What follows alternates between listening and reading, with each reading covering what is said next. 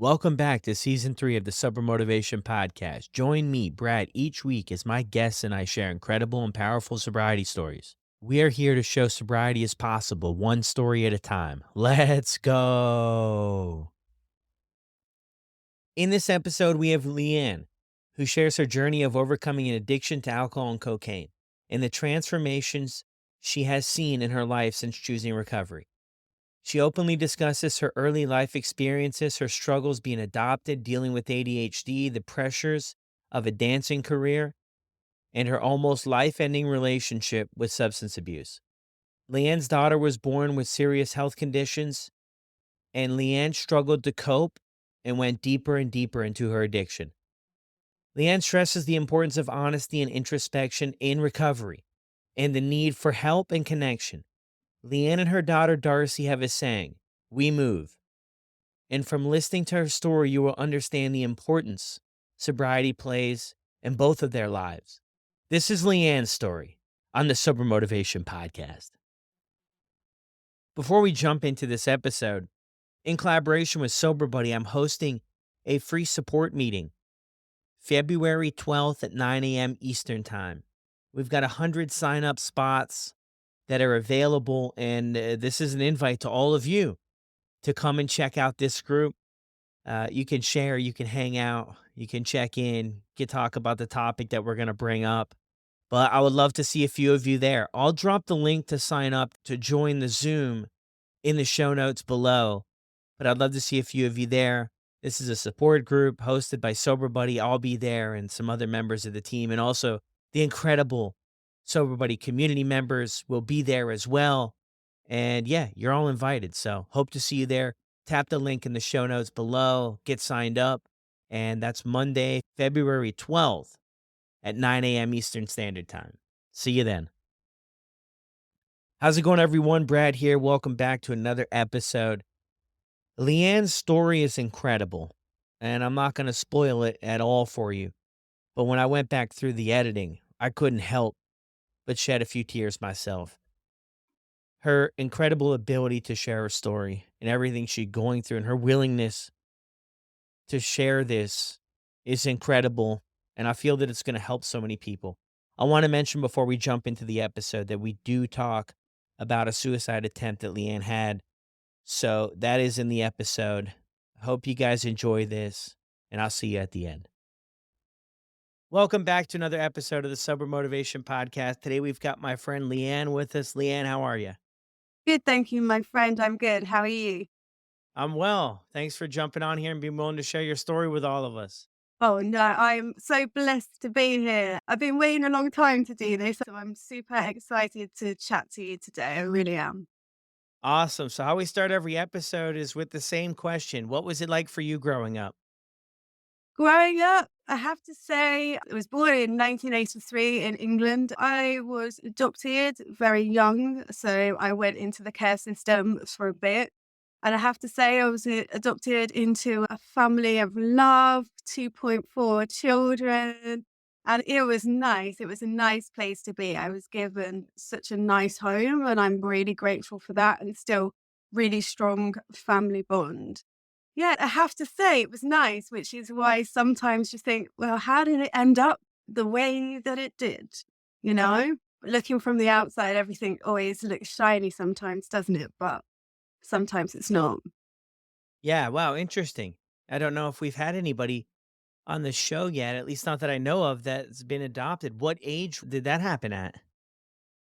So it happened at quite an early age. No one can give me an exact date, time. There's a period of time where people can't even tell me who looked after me, like where I went from the hospital, who had me, who held me, who nurtured me for the very early start of my years. And I think still to this day, even at the age of 40 now, I can't find out that information. It is a tough thing to sort of live with and understand the process. Most people come home, have those lovely pictures. There's nowhere I can dot the I's, or it's really quite a sad thing, but it's something that has propelled me forward in the way that I now parent as well. So you take the rough with the smooth. And I have to say, I was lucky in some situations and circumstances, but there has always been these empty spaces. And I think for anyone that is adopted, you have those empty spaces, you have those questions, and you have to come to understand that those questions sometimes can't be answered. And the harder part will never be answered. And I'm going to go to my grave, not kind of knowing who I am. And that's a really strange thing to connect with at some parts of your life. And I think anyone that I've spoken to that has been adopted can really resonate. They were like, to feel that there's just this missing, yeah, 100%. You can always connect with other adoptees. The same thing, the missing pieces, the missing parts. Yeah. Yeah, I hear you on that for sure, not having those answers.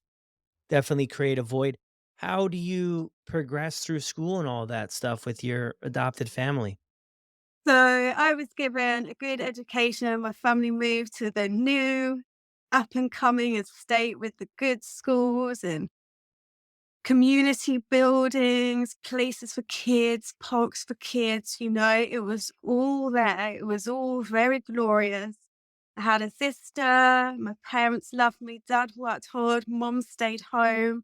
I have to say, every member of my family till this day, like second cover is removed, everyone's treating me the same as they would as if I was a member of their family. So I was very lucky. I went to a good school. I remember primary school here, which is up to the age of like 11. I liked it. I embraced it. Everyone was quite individual, and I really liked that. And there was no sort of, you had to be in a group. You were forced to be with people you weren't. It was very pleasant.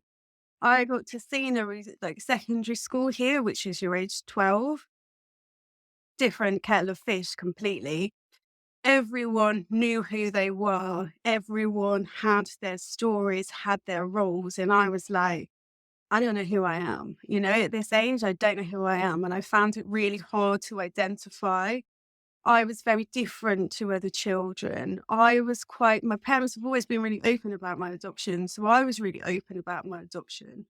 And it turned against me. Like, I was made to feel a complete outcast. People would say things like, well, nobody loves you because they gave you away. Like, little things that even now you see it as childhood spite. You still heard those words. You can't unhear things, unfortunately.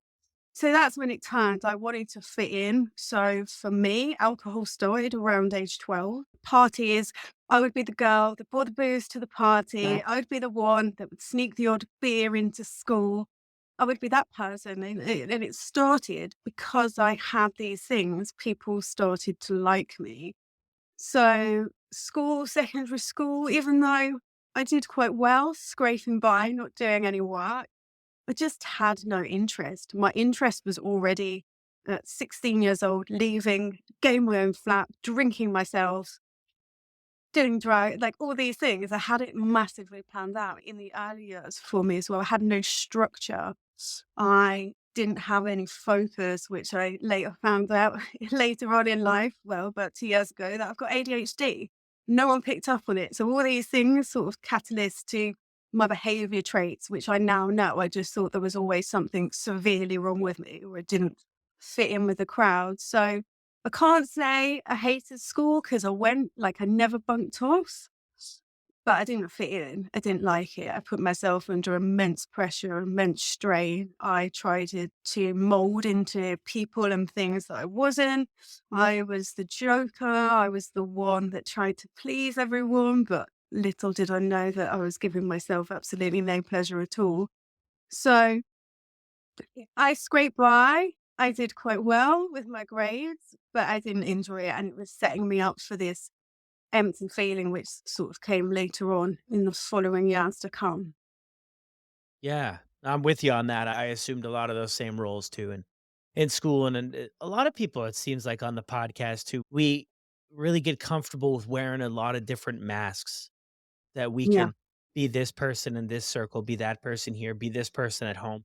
And I think even at early age, I wasn't completely aware of what I was doing. It was more like a survival technique, a way to survive in these different environments, a way to somewhat fit in and somewhat belong and somewhat be part of the pack, even though it was other people, I didn't see them having to really try at it. Other people were able to be part of the social circles. It seemed like maybe they had to try a little bit, but just being themselves. And I found me morphing into all these different characters to play this character here and this character after lunch and this character at home. And it just became exhausting. But like when I was going through it, I don't know if I was extremely aware of it. It just worked. And then it kind of didn't work. But it's interesting. So you start drinking at 12 years old. How did you get introduced to drinking? I don't want to blame my parents, but alcohol was in the house. They never drank excessively. You know, they would have some wine with a meal. You'd see them around friends. I had my sister's 5 years older than me, so there's quite a big gap there. So I'd see her and her friends, and it was just kind of there. Like on a Sunday, it was quite a done thing, and still is in this country. But yeah, it is England. We are the nation of let's have a drink, whether we're celebrating, commiserating, it's a Wednesday, it's 10 o'clock on a Thursday, let's all have a drink.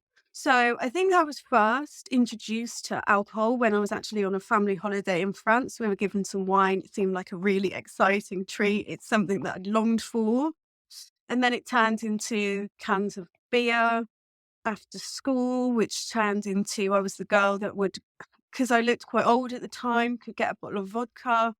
Laps really ID back in the day. Like there just wasn't, you could just get alcohol that young. You could just get it, take it to parties, but it was everywhere. So even though it was in my household, things that I was watching on TV at the time, people's other families that I was around, everybody drank. And I remember my nan saying to me when I was really young, never trust anyone that doesn't drink a hot drink and doesn't drink alcohol. It's kind of like growing up with that mentality, but it was everywhere. It was something and still is highly regarded over here. It's like a massive cultural thing that if you don't do it, you will the odd one out. I don't think there was any pressure for me to drink. I think I was very much excited to do so, like taking part in that action. And I think, as you just touched on as well, it was very much the chameleon changing to be in different groups. So one group would be the cans of cider, one group would be the fancy wine. So it was just everywhere. And I liked it because it made me feel nice. It gave me that confidence that I didn't have. It gave me some solace that I later realized it numbed my pain for a very long time. And that's why I liked it, because I had a lot of pain. So that's how I got into it. And drugs came later. I think the first day of college, I smoked a spliff, had a massive whitey and vomited everywhere.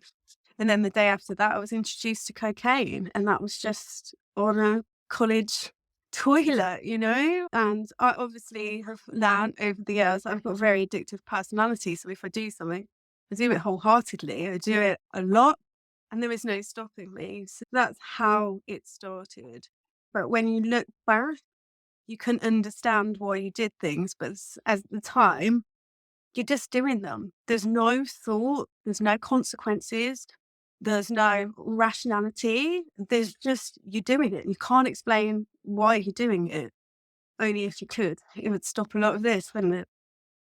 Yeah, really interesting. And so where do you go after what do you call it, primary school? Is that like till grade 12? Till you're like 18, primary school? So secondary school is 16. Then I went to Stratford College to study dance, which I did really well in. I think it was the discipline. I think it was a way for me to, I didn't have to talk to anyone. I just had to dance and I could let out all my emotions. And then I got picked up by a dance school, which was amazing, which was like the highlight of my life, for getting picked to a dance school, because I never got picked. I had to try really hard to be liked. I had to really put my hands up a lot to try and get anything. And this just came to me, and I was so blessed at the time. But what came with the ballerina was this strict diet, was this, you had to be thinner, you had to stay awake longer, you had to do this. So cocaine, I remember going into one of the dressing rooms and I'd already done a lot of things. And it was this, here you go. This is work now, but this is part of your work to stay thin. If it wasn't that, are the tablets that would strip you as well. So Prozac, beta blockers, lots of things like this. It was like, take these because your anxiety is going to be mad. Your heart's going to be pumping. So you're going to have to take it down. So you're like literally snorting loads of coke to come down with the beta blockers to just, it was like a tangle while doing 14-hour days of being a ballerina. Like you are a broken soul. Somebody is telling you you're a piece of crap every single time you walk into there. Faster, harder, stronger, pointer, turn faster, move faster. And it's just this catalyst of depression. I know a lot's come out in the British press of late and recently about what happened in ballet schools. And I echo everything that happened at the time. You are just trying to impress. You are just trying to lose weight. You are just trying to be this person. So coke pretty much spiraled out of control and funnily enough, ended my career many years earlier because I came out of a nightclub so hammered after the thing, doing 5 days of dancing. And I got hit by a bus. And that was it. That was the end of my career. And I'd got no other skills. You literally go overnight as well. Or they were all my friends. It's like footballers. You leave your football career, you leave your ballet career, and there's no one. You've got no friends anymore. You've got no one to talk to and no one to be with. You've lost your career. You've lost your purpose. Everything about you that you've built up. I built this character at this point. I was this ballerina. I was this strong human being, and it's who I truly believed I was. The next day, I was not that person anymore. And it was a huge shock to the system. And it was kind of like, where do I go from here? Just a massive shock. And that was it. Done. Yeah. So how old were you when you got hit by the bus? So I was 23, Okay. 23. So I had quite a few years left in these ballerina legs before that happened, but it happened and it's something that I've had to live with. Mm. Friends, I think that moment probably saved my life later on in life. And I know it's kind of a weird thing to say because it didn't kill me at that point, but it gave me the realization to stay alive years later. But after what happened, I had no purpose. My purpose was to basically just scrape by, get a job, get drunk every weekend and do cocaine because that was it. How dare I ever try and do anything again? What's the point? That's it. It's done. And I felt like I was done at that point as well. Like I died inside. Yeah, you put everything into this career, right? And then that happens. Where are your folks at? Are they seeing this? Are you still close with them? Do you talk with them or I've been close with my family I've had the odd childhood tantrum and not answer my phone for a couple of weeks or whatever, but they were always all around. I've still got friends from then as well that were always around. But the best and the worst thing about me is when I built up these characters, you couldn't tell I was dying inside. No one could. I was the most functioning alcoholic I've ever met to this day. You couldn't even tell if I'd have one glass of wine or 20 bottles of wine, if I'd been up for 24 hours or if I'd been up for 2 weeks and got on the missing list. I would communicate every now and again, I would withdraw, but everyone thought I'd just got a new boyfriend or something like that. There was no yeah. need to get worried about me. I was a good liar. Everyone would ask, sometimes I'd get too thin. You all right? Is everything okay? And I'd be like, oh, yes, I've just been on this beautiful diet and this cleansing juices and all this. Just used to barefoot lie to people. And I was good at it. And I'm ashamed to say that, but nobody picked up on anything like till I was about 27, 28. But then that sort of just pillared into, she's just the one that drinks. She's just the one that's off her face all the time. She's just the one that does this. So even then, it wasn't recognized as a problem. It had just become part of who I was. And I think a lot of people that I speak to through the sober community, you just become this drinker. You've lost control because alcohol's took control of you. So you're no longer a person. You're just fueled by alcohol or whatever substances you're using. And it changes. And the more you do it, the more you can hide it. And the more you become better at it. And that's the scary thing about addiction. You just become better at telling those lies, better at hiding those truths, and just hiding everything about you till no one knows. So true. So true on that. When was the first time you would say that you picked up on that all of this might be a problem? I think if I was looking back in retrospect now, from the age of when I hit 16, I've had a substance abuse problem, an alcohol problem since the day I was 16. At the time in it, it was only when I got to 27, I thought I woke up the one day and I was vomiting blood. I was 6 stone and a couple of pounds. I was bone. I was yellow. And then for a year after that, I did a year. It was sobriety. The whole year. And I just didn't really know I was doing it. I just didn't want to feel like that anymore. And that's kind of when I thought, right, I have actually been relying on this because it was quite a struggle to get away from it. I had to withdraw from people. I went through withdrawals. And then that's when the realization, and I did a year and I did it well. And I had a good time in that year and I loved it. And my life changed dramatically. And then someone asked me if I wanted a drink one night. And I said yes. And then I went back to the same, well, it all spiraled completely out of control then. Because I think after years of sobriety, you can have this false illusion that maybe you could just have one. And maybe you can control your drinking. And maybe because you don't have to do coke, you will never do it again. And that's the false lie that I also told myself. And that one drink led to 10 years of absolute chaos in my life. And it was awful. It was absolutely awful. I didn't just drift back into it. I was straight back in at 3 bottles of wine a day, 2 grams of coke, 3 grams of coke. I then started to feed my own habit, supply to other people, which is something that I'm so ashamed of it because when I'm older, I've got to sit with what I did and the people's lives I could have ruined. And I hold my hands up to that. It's not a great thing to say, but I did because I couldn't afford it anymore. So the best thing to do was to get it in and supply it to people. And then I went in with a friend to buy a bar because it's like, oh yeah, let's go and do that because that's all I want to do is drink and sell drugs. And I did.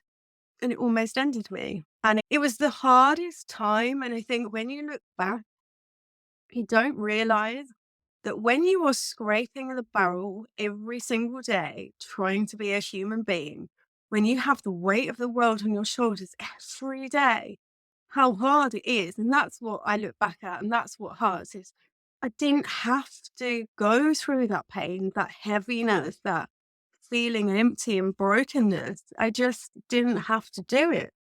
But it just seemed like the only way. Yeah. I hear you on that. Did you ever reach out for any help throughout any of this, like counseling or support meetings or anything like that? Any interventions? Yeah, like throughout my life, even when I was a young child, big believer, I've always had mental health issues. I later come to realize that I've got adoptive syndrome as well. I've got ADHD. I suffer with PTSD now, lots of things. But I've had therapy since I was younger, and people just put it down to she's different. It is what she's been through. She's different. My parents even came to like therapy with me as well. And like, they're of the older generation. So that's not really something that was done, but they did it. I reached out when I was older to the doctors, to medical professionals. I screamed for help, but I never put it down to the alcohol and substance addiction. I just put it down to my brain works differently and I'm not going to listen to that because they're right. I'm different to people because I've been through this. And I think I just, along with medical professionals, shunted it. Like, just, no, it's not anything to do with that. Not anything to do with that. And obviously, it was absolutely everything. I mean, I do have separate issues, but they have been heightened throughout all this period of time because of my substance and alcohol use as well. So I did reach out, and I think the world is changing now. I think there's more support out there. I think it's more accepted to say, I need help. And I think there's more people like yourself, like me, reaching out to hold other people's hands and look like they're in the same situations that we've been in as well. So I'm thankful it's a different world now, but I did reach out for help. I did get certain help, maybe the wrong help, maybe not enough help. But yeah, it's one thing that I am proud that I did sort of try and assess what I was going through at the time, but again, never put alcohol and substance towards anything that I was going through. Yeah, it is interesting too. Here's some stories too about people go and see different service providers and maybe, hey, you don't really have a problem with that. Maybe it's this other stuff to look at or all these different things, right? And I think that, yeah, I mean, there's obviously different scenarios that are going to play out different ways. But when I look back at my journey, I don't know that I was completely honest with everybody. Everybody that tried to help me. I think that was one thing where I probably could have brought more to the table. And for other people who are looking to reach out and get help with people, people can only really help you with as honest as we are engaging in those conversations, right? But it's also interesting that you bring up too that oftentimes we hear as well that we'll try to change every other aspect of our life, our job, our relationships, maybe look at different areas of our mental health and which are all great, which all might need some change. But we land on the alcohol and the other substances last. And we land on those to be able to try to say, hey, like maybe this is the problem. We seem to safeguard this and say it's got to be this, it's got to be that, it's got, and that's like just such a tiring thing because I mean, what alcohol and cocaine too do to your mental health is going to be really hard to get a fair assessment anywhere you go if that's not part of the conversation. So it is so interesting. So what does the rest of your life look like? I mean, you're drinking every day, you're doing cocaine. Are you working? Are you in relationships? What else is going on? So I I was drinking, doing lots of drugs. I was with and I'm not going to name before you say, but I was with a famous 90s pop singer. So obviously that spiraled out of control as well, because that took me into the celebrity world where everything was just even more right. That ended because we were both in a terrible state with drugs and alcohol. And I was in London for a while and I came back to Birmingham, as I said, went in with a friend with a bar and it was just chaos. I'd say working, but it was just like getting drunk every day. I've had some good career jobs in between before the bar as well. I worked for a fragrance company. We sold out to Elizabeth Arden for a lot of money. If I've had a career, I've done well at it despite everything that was going on. I worked for a long time. You get a deal, 7 o'clock in the morning, you're having a shot. I've always, it's weird because when I look back, I've always navigated to jobs that have allowed me to drink or do substance or party. And that's the mad thing, how accepted it was. So I was at the bar drinking, working, and in 2016, I unexpectedly fell pregnant. And that was a massive shock. I wasn't in a relationship as such. I was just seeing someone. And then that day, I didn't touch drugs. I didn't touch drink. There was something inside me. And one, I felt really sick. And I say to people, and I'm honest about this, and people may not like it, but I think if I hadn't have felt so ill, I probably would have carried on drinking. But because I felt so ill, I didn't drink. And that's just the honest truth. But for those 9 months, and then when I was in pregnancy, this is where it kind of all spiraled a bit out of control. I went for a routine scan and the doctors pulled me into a room. And I thought, oh, this doesn't look very good. What is going on here? And they informed me that my baby had a heart defect and there was going to be a 2% chance that she was going to live. She would probably have Edo's patos. She would probably die. She wouldn't be functional. She wouldn't have any brain like function at all. But she was going to die. And then they gave me 10 minutes to decide if I was going to terminate my pregnancy by stopping at the baby's heart and giving birth, or whether I was going to go away and try and have a baby. And I remember slipping the desk up, looking at my dad, who I took to my pregnancy appointment with me, and just saying, "Get me out of here." Later on, prematurely, I did have my daughter, Darcy, and she's with us today. Well, she's 7 now, but life isn't great. We had a really tough start. Darcy's had 100 operations. And when she came out of hospital after the first 9 months, that's when my drinking spiraled out of control, because I was told at the start, Darcy won't have a lifespan like mine or yours. I will outlive my daughter. There's no beating around the bush, and that's what's going to happen. And I can, and I can't daily deal with that. I'm not saying that I can now, but I couldn't get my head around it. I couldn't get my head around being a single mom to a child with disabilities that needs full-time care. And I just drank all the time, like literally all the time. And that's when people started to notice, because I had some mum friends, and one of my mum friends came round. She went, it's 10 o'clock in the morning and you're drinking. And then there was a night when it was actually my birthday, and I think it was the first night out away from my child that I'd ever had. And I drank a bottle of vodka, 2 bottles of Prosecco. People had turned up at my house, and I could hear them saying, "She can't go out like that. She can't go out in that state." And I went, "I can hear you." And my friend just went, "You've got a problem." And that is the first time anyone had said it out loud. And I, of course, shouted of every obscenity at that person, told them to get out of my house and all these things. Obviously, the next day she said, "I don't even remember this because I still went out." She said, "You phoned and you kept phoning until I picked up the phone to apologize." And then I didn't stop. I just kept going. And on the 19th of September in 2019, I took a lot of prescribed pills and 2 bottles of vodka because I didn't want to be here anymore. And I did almost die. I was very lucky. I was found just in seconds of time of not being here anymore. And it pains me now to look back and think I was ready to leave this world. But I couldn't cope. Everything had escalated. 20 years, 30 years of drinking heavily, of being so chemically imbalanced from all the drugs that I was taking. It just went bang. And so did I. And then about a week later, after I'd had some intense treatment, I'd come home, was trying to cover it up because if people knew, then they'd take my daughter away from me.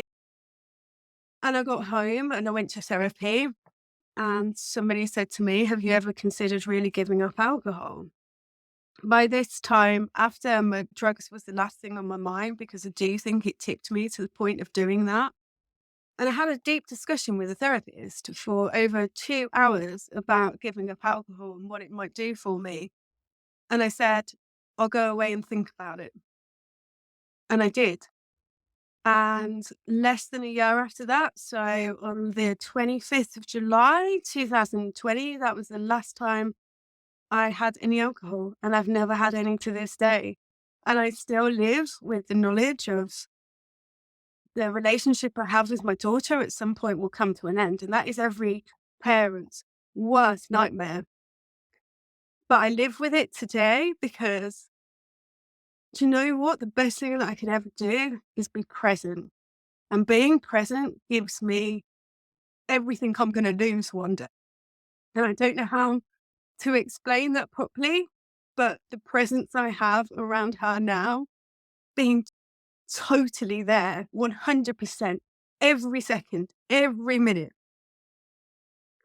makes life okay, makes it what it is today. We have a beautiful relationship. We fight daily. Nobody knows how much we fight, but we fight and we will keep on fighting. And I give her that fight on the days that she doesn't have it, and she gives it to me too. And the only way I have that is to not drink. Because if I have one, I have 20. Then I'll have some grams of cocaine. Then I'll go and missing. Then I'll get arrested. then I'll try and burn my house down. That's it for me. And it's a choice, live or die. That was the choice for me. And I chose to live. And I'm here to tell the tale. And I almost wasn't. That's the really important bit about this story, is that I almost wasn't here to tell this story. Thank you so much for sharing that. Thank you. Do you think there's something deeper to you being here to share this story? I can't help but wonder too. You mentioned you're moments away from this never happening in your life, that being the end of your life.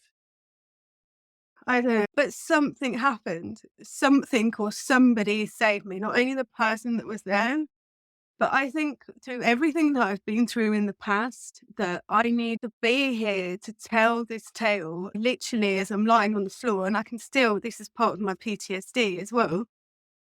I can remember what I was thinking about when I was doing it, what was flashing in front of me. And a lot of it were all the similar people to me. It was all about trying to, if I wasn't here, getting them help. It was all about my daughter. It was just this flashing, they say about like this euphoric light. It was just absolutely insane. And I can still picture it. I don't know what saved me, but something did. And whether it be the higher power, whether it be the universe, whether it be myself, the inner power that I had, because I've always had to fight for things. Even as a baby, I had to fight, and I'm still daily fighting. And I think it's that internal fight that I have just gave it. But I also know I could never put myself in that situation again, because I will never have as much fight as I did to get through that. I know we're made of strong things, and I believe that we are strong on the outside through things that we go through. But to get through what I did, to come back from the brink, that took a lot. And I never, ever want to go there again. It's like we said earlier about scraping the barrel, trying to pull yourself together every day. I've found myself. I know who I am. I believe that sobriety is the gift that keeps on giving, which is why I get up every single day.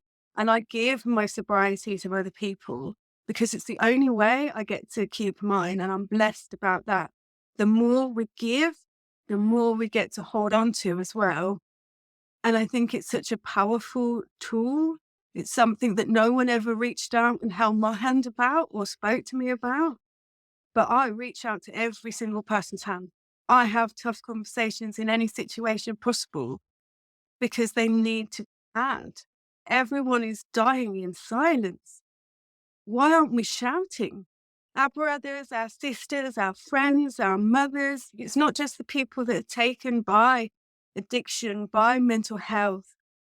It's the people around. It's the people who are left. It's the people that have all these questions of why, how, who, how could this happen?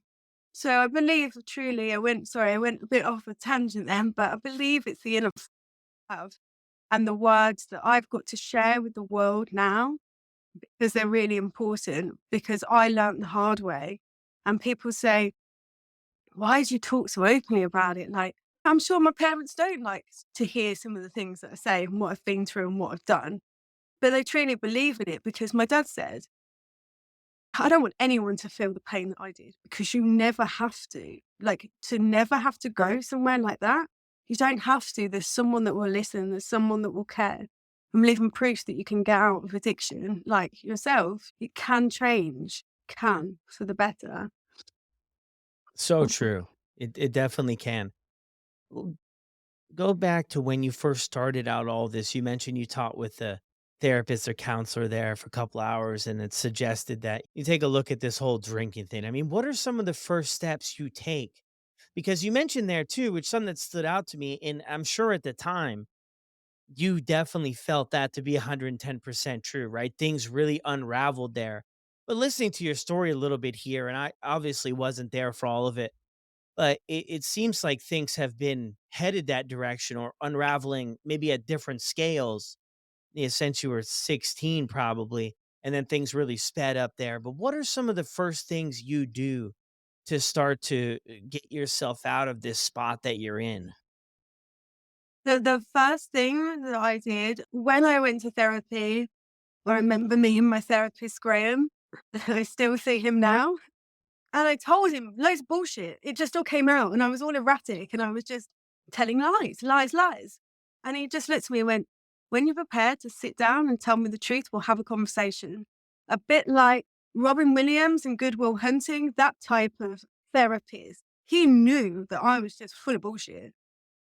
And it just took me by surprise. It took me by surprise that somebody called me out. Somebody knew that I was lying. No one's ever questioned me before. How does he know? And I trusted him. I trusted one person in my life. I love my parents. I've never trusted anyone. I couldn't. It was a thing that I just couldn't do. If my own mother was willing to give me away, I could never trust anyone. But I trusted him. The second thing I did was I told him the truth. I just told the truth and everything I'd been through, how I felt, what I wanted to change, why I'd done what I'd done. Literally, once I opened this can, because I don't think anyone had ever listened when we spoke about therapy before. Everyone was pushing me in different directions. No one questioned if I had autism or ADHD, or it was you're adopted. That's why you're different because of this. And he opened up kind of worms in me. And once I started talking, I couldn't stop. And he suggested lots of things, but he also gave me the tools. I did go to AA. I did go to online forums. I did throw my mobile phone down the drain so I couldn't speak to drug dealers. I did give somebody all my money out my bank account. I threw my house keys out the window into a bush so I was locked in the house. I did tough things like that. And then it was locked down as well. So we literally in England, like we were allowed out for 40 minutes a day to go for a walk. And like they were checking that you weren't. So I was like literally locked in my house. So for me, which is different now, I do think in person is you get that connection. But I did a lot of online therapy and did a lot of online groups. I think you were the second sober account that I started following on Instagram. Mm. I just threw myself into it. I just knew, but then again, my addictive personality. If I'm going to do something, I'm going to do it all. But the first steps for me were finding someone that I could trust, being truthful, because you tell so many bullshit lies in addiction as well. And the third was facing the truth and just being really raw and saying, yeah, I'm here. I've got massive issues. My whole life is fucked right now. And I've just tried to unlive, and everyone's watching me like a hawk. So I best behave. That's the other thing as well. After you try to do something like that, you've got no space because everyone thinks you're going to do it again. So you're really like, you kind of putting on the mask again to be on your best behavior, be the best. Oh, don't let anyone know there's anything wrong with me. But as soon as I met him, it all changed. And then from that day, I've had very open and honest conversations with everyone. And the worst part about it all was everyone was like, oh, yeah, we knew. Oh, we knew. Oh, we knew. These conversations were never had. They were just never. Yeah. Well, you almost wonder if everybody knew. Why didn't anybody say anything, right? Well, it would have been nice. It's like the elephant in the room. I didn't let the elephant Yeah. know they were in the room. It was just crazy. But then I Yeah. look back that I was surrounded with, and actually, Mm. are they in the same situation that I was actually in? It's kind of like trying to fish through also what's real, the culture over here. Everyone does it. No one wants to Yeah. accept the situation they're in. So it's a tough one. A tough Yeah. one. Yeah, for sure. And I think it is nice and it's helpful to be supported. But when I think back to my story and just the hundreds I've heard on the podcast here, if we're not ready, it doesn't matter. I think that's just what it comes down to, right? So even though looking back, I think even in my story, it would have been nice. I mean, everybody kind of knew. People did say a lot of stuff for me, but for some people's stories, people don't. And even when you meet that therapist, right? You went to other therapists and you found somebody you could trust, but I don't know. I could be completely off on this, but I think at some point too, we hit that level of readiness to where we show up in a different way to be able to open those doors of like, hey, we can trust somebody or hey, now I'm willing to be honest. I think all of us have that one person in our story where it all kind of makes sense, but we really showed up at that time. Looking back at your entire journey here, many ups, many downs, many all arounds. If somebody was starting out on their questioning to whether they should get sober or they should give up drinking or cocaine or whatever it is, like what would you say to them? Oh, what would I say to them? Don't The biggest person that you lie to is yourself. And like just touching on what we spoke about, even if those people knew, and at the time, if they pointed it out to me, I probably wouldn't have listened, in all honesty. So it would have been nice for somebody to point out, but it's looking at yourself.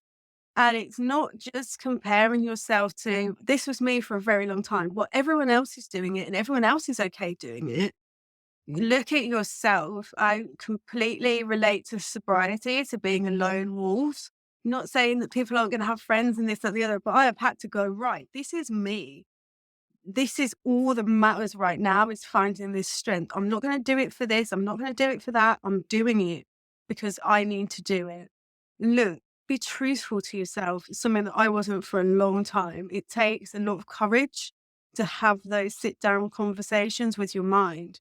You're in your head 100% of the time. You've got to make it a nice place to be. And that was it for me. That's what I really understood, that in here was a horrible place and I didn't want to be here. So look at yourself, look at your situation. Don't look around. Don't compare. How do you feel? What do you want? Is your life controlled by alcohol? Not every alcoholic gets up and drinks a bottle of vodka every day, but it's this routine habit. Why are you doing it? Some people say that they drink normally and I just have 2 glasses of wine on a Saturday. Well, why do you need the 2 glasses of wine on a Saturday if you don't need it at all? Just think about the life and what you feel and be really truthful with those feelings. I think it's a moment of clarity, pausing, connecting with yourself, understanding inner peace. Like, where is your inner peace? I didn't even know it existed before I got sober. Just really be truthful to yourself. I mean, if there's people around you, great, but be prepared to do this shit on your own, man, and be proud of that fact. It takes a lot of courage, but you'll reap the rewards to stand there solely on your. And I say this to people in the outside world, to crack sobriety is to be able to sit, like, imagine you're in a desert with no phone, no computer, no nothing, no one to speak to, no book, no sober Instagram, no sober this, and just be a human being. Like, then you've cracked it. Then you have cracked it. Yeah, that being honest with ourselves, because not doing that can cost decades. Because I think that's really how we have to get it. And I love that too, about not looking around and saying this person's worse off or this person lost their job or I'm not doing that or I'm not. You really have to look within and be honest with ourselves about what's the impact this is having on our life. And you just have to get there. And not that at that exact moment everything's going to change, but at least you can get aware of where you want to go instead of just avoiding it decade after decade or 1 year after 2 years, is to get a good awareness about the impact it's having on your life. How are things with you and your daughter now? So now, I mean, like, as last week, she's had surgery twice this year already, bang straight into a new year. We have a great life. We absolutely have a great life and we will have a great life. And life is changing massively for us. Her understanding of my sobriety as well, like, I'm really, like, honest with her. She knows that I don't drink. She can't drink when she's older because of her conditions as well. And I think it just gives her moral support. And we take day by day, a bit like sobriety, one day at a time. Tomorrow we could end up in hospital for the next 6 months. I'll hold out for the fear of that day will come. And I have to be ready for that. And I have to have this understanding for myself about life is so precious. Every second, every moment is so precious. And I breathe in. Instead of waking up hating on the world, I wake up every day and I'm so grateful for another breath, so grateful for another day, to look at her smile, to do all the things, to hold the hands. She goes to a mainstream school. We go on holiday. We do gym. We go to brownies. We do all that we can in this moment. And you know what? That's all we can do. Today is today, tomorrow is not given. And I have to live with that. And I know that my sobriety gives me that opportunity to understand that, to create less pain if it can be at all possible around the situation, but to be really blessed rather than a place of hate, which is where I was when I first found out about this prognosis, was just in a utter place of hate. How dare this happen to my life? I feel blessed. I feel blessed with the bullshit we've had to go through and the bullshit we've got to come. Again, she's having open heart surgery in about 6 weeks' time. It's going to be tough. I'm aware of this. But we have a beautiful life, and it's so worth every single second of hardship going forwards as well. Yeah, that's beautifully said. It's incredible the switch that like you mentioned there, that you've been able to make in your perspective, or however it is, your outlook on things, to go from that place. Cause I personally couldn't imagine something like that, getting that feedback and that news. I mean, having children, for me anyway, it's been the most exciting thing to ever happen. And then getting the news that you got, and how sobriety became such a pivotal moment of you seeing things different and being able to show up is so powerful.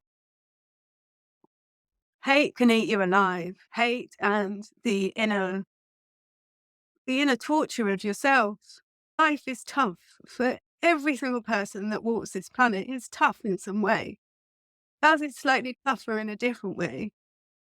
But I have to look at the positives, and that's what sobriety has given me.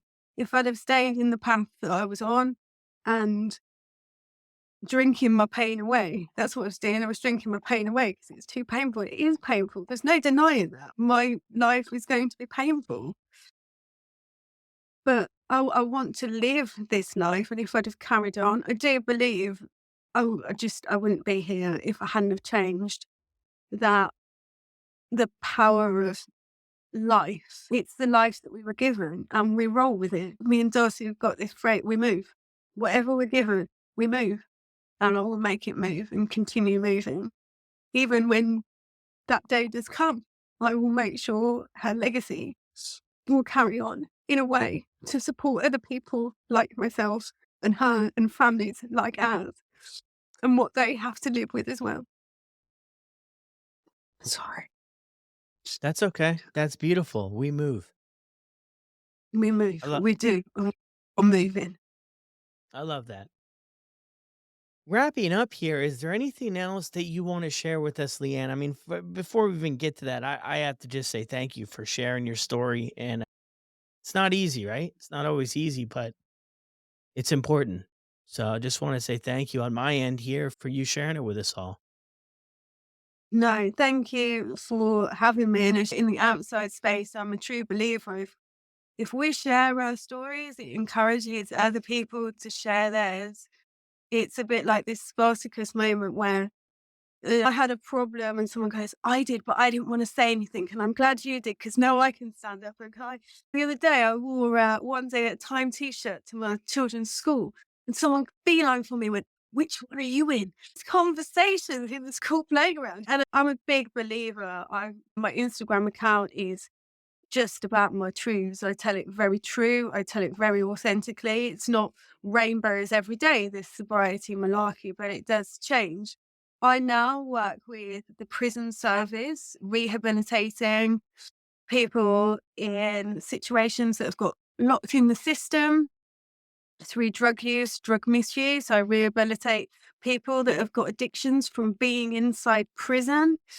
I coach human beings. I went and got a master's degree in psychology because no one could figure out my brain. So I went and worked out how to figure out my own. If tirelessly, I go into schools. I've set up groups. I've got 2 online communities all about recovery. I will sit down on the floor with you and I will talk for hours if you need me to and you hold my hand. It's all about giving. I've also I've written 3 books. It's amazing what you can do when you get sober. You have all this time, you actually get shit done. It's amazing. I And I've know. written Nope. I mean, nobody's counting, but yeah, until I saw a post recently from you, 1,290 days. And yeah, there's Yeah. that's incredible stuff. Tell us about these 3 books. So the first book which is coming up, which I can tell you a little bit about, is called From Cocaine to Eggs, and it's about the transition from my cocaine use and my cocaine supplying to how I've become a mother and everything has changed. Well, but it's a story, it's a memoir. It's a memoir of my life, things that people will, I mean, people think they know all about me because I'm quite open, but yeah, I've got back a few things that I'm not too proud of that you'll all get to hear soon enough. And the other book that I've written that I can tell you about is Single Mom Syndrome. And it's about people in my situation. I get no, like, Darcy's dad's not around at all. I get no financial help. I can live with what I do. The state doesn't want to help me. So I have to work my absolute balls off, like other parents out there do. So it's all about the trials and tribulations and bit of a self-help book to people in my situations of where to look for help as well. I've also set up a charity for my daughter called Doing It for Darth, which I'm going to be doing. You might know about this, the Mirth Challenge. It's a veteran challenge because I help veterans as well that are coming back from.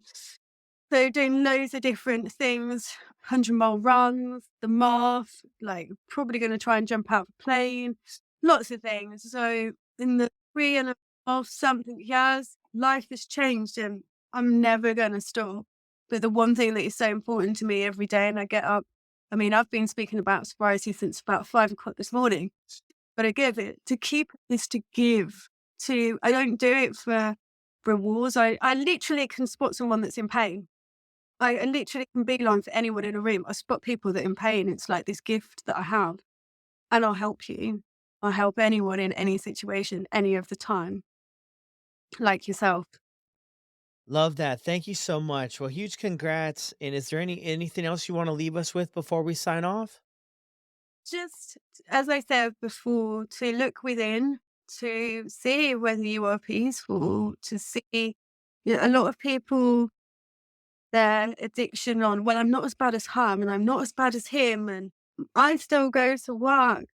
But just look around you as well. If you've got brothers, sisters, friends, your next door neighbor, look at those who are struggling as well. Like, let's all come together. I think we've just become selfish as human beings. And I think we all need to reach out more and be more caring. And kindness is something that is free, man. Like, give it out in every opportunity you fucking can. Give love and free happiness to people. Give someone a hug, but look after yourselves. And really, the last thing I'll say before I completely finish is tell yourself the truth. Honestly, it might even save your life. It will save you time, years, decades, but it could potentially save your life as well. So just be true to yourself. Yeah, that's incredible. Thank you so much, Leanne. You are so welcome. Thank you, Brad. Well, there it is, everyone. Leanne's story on the podcast. So powerful. I enjoyed it so much. And I just love that between her and her daughter, we move. I love that. And that's really one of the things that stuck out to me so much with this episode. And other stuff did too, but I really enjoyed that. Living in that unknown and working through that every day. And I think she has an incredible outlook on it about being present as humanly possible. Be sure to reach out to her on Instagram. Let her know if you enjoyed or were able to connect with any parts of the show or just to send her a thank you. I know it would mean the world to her. Thank you guys for the continued support. If you haven't left a review yet on Apple or Spotify, jump over there and do that. Please jump over there and do that. Let other people know who are considering this podcast or one of the 100 other ones that maybe they should give it a shot and maybe they'll enjoy it and maybe they won't. But that's up to them. Thank you all for the continued support. I'll drop her Instagram information in the show notes below. I hope to see a few of you at the Sober Buddy Zoom on Monday. See you guys around. Be good.